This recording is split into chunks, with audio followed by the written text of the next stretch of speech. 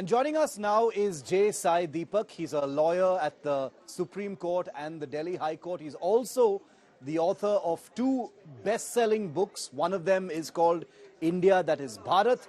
The other is called India, Bharat and Pakistan. So he knows more than a thing or two about what we're talking about right now. Sai Deepak, thank you very much for your time and for joining us here on India Today. My first question to you is for an opening comment on the headline of the day, which was triggered by, a small glimpse of an invitation issued by the president of the country, where the word Bharat was used instead of India. What did you think of that, first off? Frankly, I was extremely happy to see that. I wasn't sure if it was for real or was it apocryphal, but turns out that this could indeed be the case. And I think quite a few framers of the Constitution who were keen on naming this country Bharat or Bharatvarsha stand finally vindicated. I'm happy that this move has happened. While most people are bound to see this as a mere cosmetic move, I think naming as part of Bharatiya culture or Namkaran is an extremely important act. And therefore, reversion to your cultural or your civilization name is a huge sign of self-confidence on the part of the civilization and the part of the Bharatiya state. I'm happy that finally this dispensation has done something which was long pending. Because let's hope they're doing it. Yes, Sai Deepak, because apart from that invitation from the Rashtrapati Bhavan, there has been no announcement as such from the government itself. Most of what we've seen is mostly speculation and extrapolation from that one image. The title of one of your books is India, that is Bharat. That's the first line of Article 1 of the Constitution, which very clearly mentions both India and Bharat. So the question arises, does any renaming even need to happen if India and Bharat both exist? Can't they be used interchangeably? So they are being used interchangeably, but the fact of the matter is, when it was originally proposed, the draft provisions spoke exclusively of India. Then several amendments were proposed by members. I think even the father of one of the MPs from Puri, I think Pinaki Mishra's father, was among the ones to suggest amendments to the effect that India must be replaced either with Bharat or Bharatvarsha. Dr. Ambedkar worked out a compromise solution where he retained India and Bharat, and he said India, that is Bharat. Despite which there were several disagreements to the effect. But why should a country have two names? Why do we suffer from this split personality or this multiple personality disorder, which other self-respecting civilization continues to address itself and call itself by the name given to it by the colonizer? Now, I don't wish to get into the antecedents of it, but the consensus to a significant extent was that we should revert to either Hindustan or Bharat or Bharatvarsha. Bharat was deemed more appropriate, but Dr. Ambedkar chose to work out this particular solution. I don't think it's a problem to use either interchangeably from an operational perspective. The larger meta question that I think we should be asking ourselves is, why should we have two names in the first place? What is the purpose here? So are you saying that the government should move ahead and pass a resolution saying Bharat should be the official name of the country from now on and not India, that two names should stop being the norm now?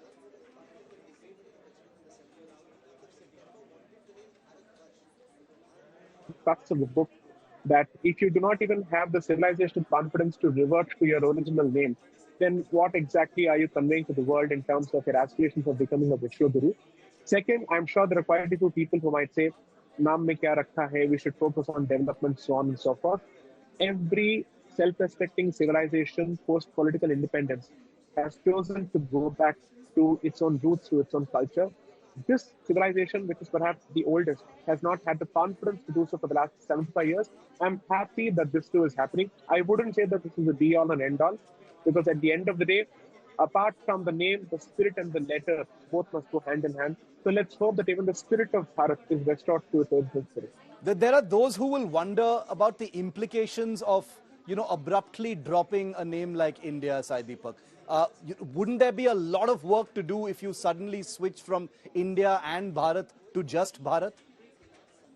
Nobody asked this question of the DMK when they changed from Madras to Chennai. Nobody asked this question of the Shiv Sena when they changed Bombay to Mumbai. So why shouldn't it apply to the macro entity which is Bharat itself? What is the wrong about it? If people are comfortable giving all sorts of regional justifications for reversion to Kolkata, to Mumbai, and to Chennai, why do they have a problem with India being reverted to Bharat? Do you think that the government should go? Straight question. Do you think that the government should push ahead for something like this? 18th of September 1949, that famous Constituent Assembly, Sai Deepak, you're deeply aware of that because you've written about it as well. Many people are reading into the fact that 18th September is when this special parliament session has also been called. Is that accidental? Is that a message in itself? So that's one of the things that's led to a lot of speculation. Do you think the government should move ahead and take this to what you say is the best possible conclusion? See, you can be mischievous about it and say that had they fixed it on the 17th of September, it coincides with the Prime Minister of the top gentleman himself. Or you can even take a different view and say that this coincides with the liberation of the princely state of Hyderabad under Operation Polo. There is perhaps no date which is left in the calendar which is free of any kind of significance as far as Bharatiya history is concerned.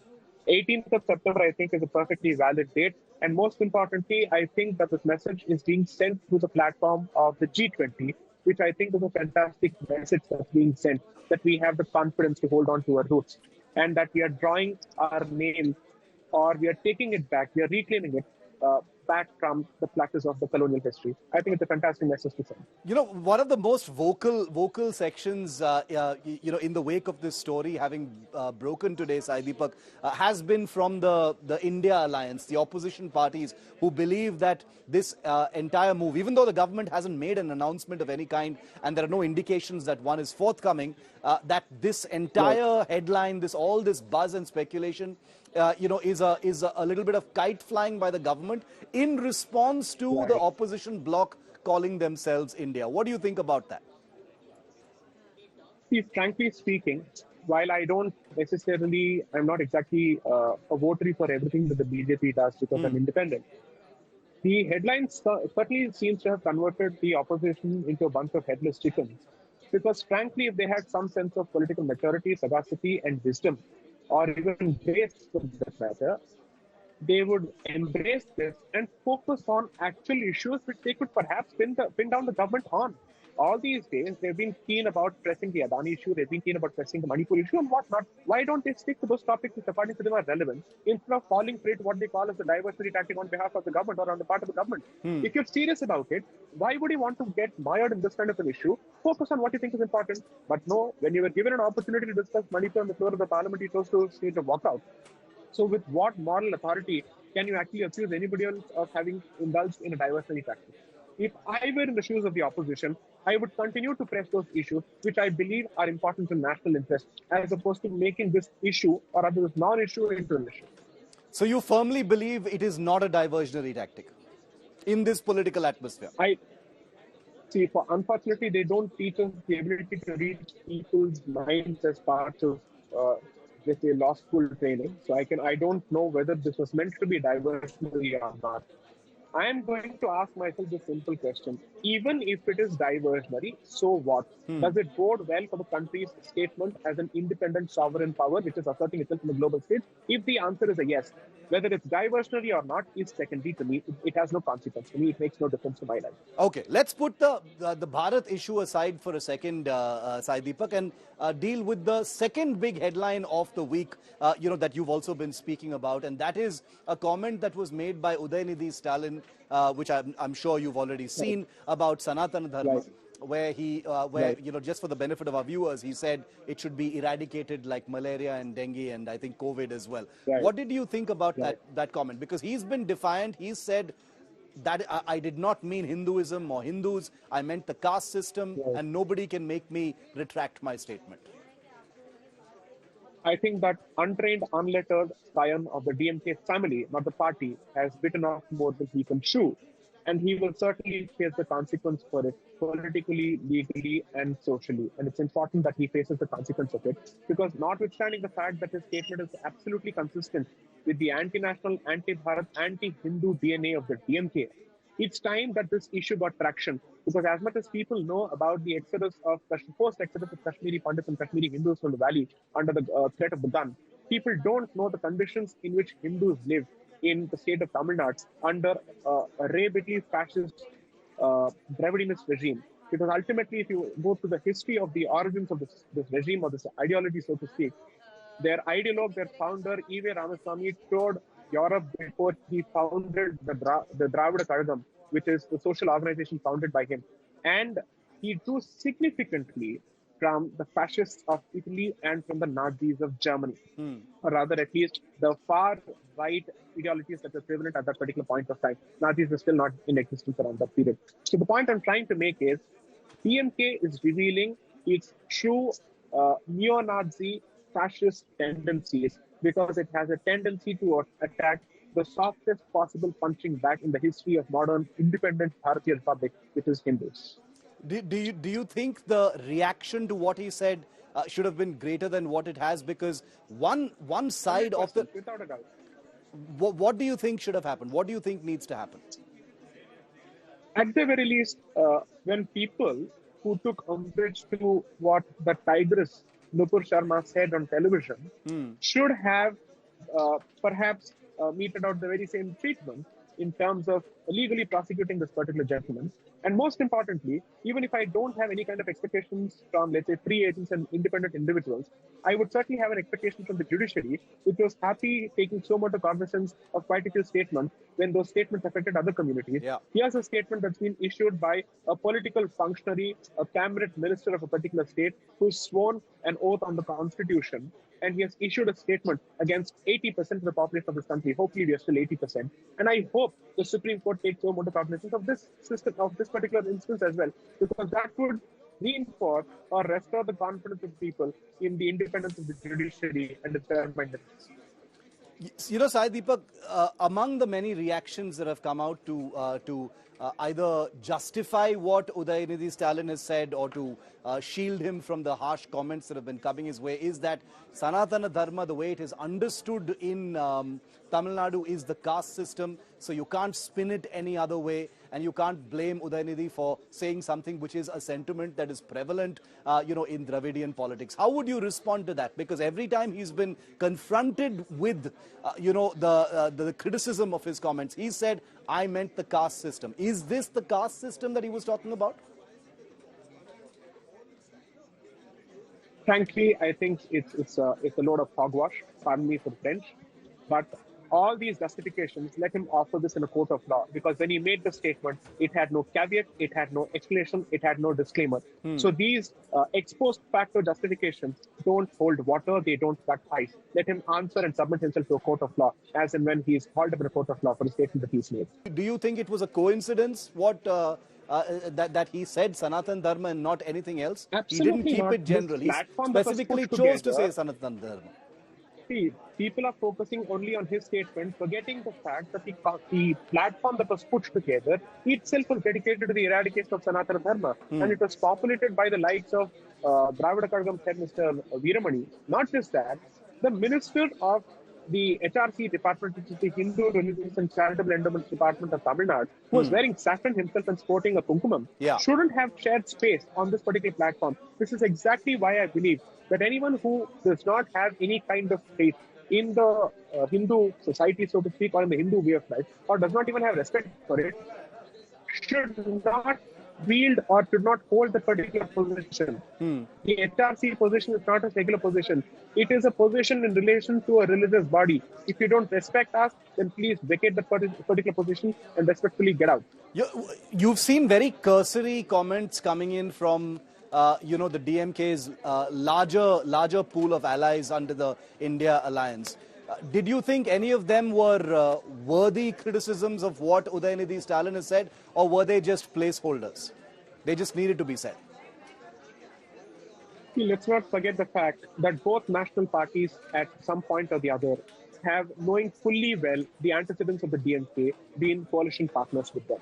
So I do not want to take a position here which places the blame entirely on one particular national party. And the fact of the matter is, for several years, this particular party was a trusted alliance partner of the NDA also. So I genuinely hope when we speak of principle, when we speak of ideology, when we speak of civilization, we do not sacrifice all of this at the altar of political expediency, either in the foreseeable future or in the long-term future, because public memory is short. So it's important that I highlight this aspect as well. Do you think there's going to be any political fallout? We are in election, in a big election year this year, next year, Tamil Nadu thereafter as well. Do you think there is going to be some political fallout to what Udayanidhi Stalin said?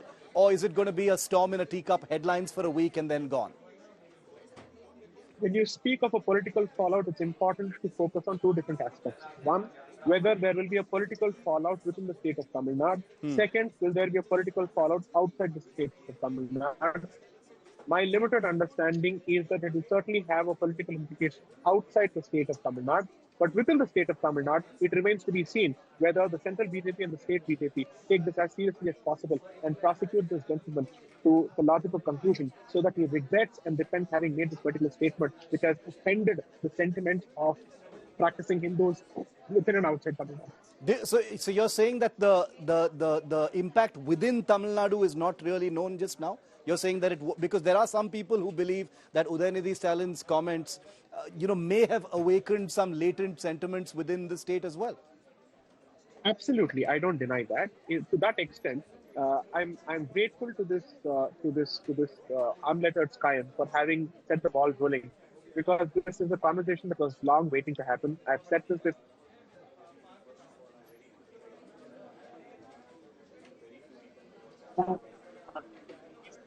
pernicious cancer have infected Indian political discourse. And while people constantly speak of Kashmiri separatism, they don't understand the pernicious consequences of this deadly cancer. And it has managed to take over one of the most important, civilizationally important states, which is Tamil Nadu. And I hope we do not let it spill over into other important parts of Bharat. It needs to be curbed, and it certainly needs to be put in place and cut to size. Do you think a comment of this kind, last question, Sai Deepak, do you think a comment of this kind has the potential to become a larger election issue? I don't know. I'm not a psychologist. I generally don't know. But if somebody really wants to shake up the established political order and political discourse of Tamil Nadu, then I would say Udayanidhi Stalin has presented a fantastic opportunity on a platinum platter. And I hope people who are followers and, let's say, devotees of Chanakya Niti apply Chanakya Niti for once and hope to change the status quo, the atrocity of Tamil Nadu's political calculus, using this as an opportunity. It's important that this is done because I believe that politics is a means or a medium for civilization good. Ultimately, that's what it is meant to be under the Dharmic understanding of Rajniti.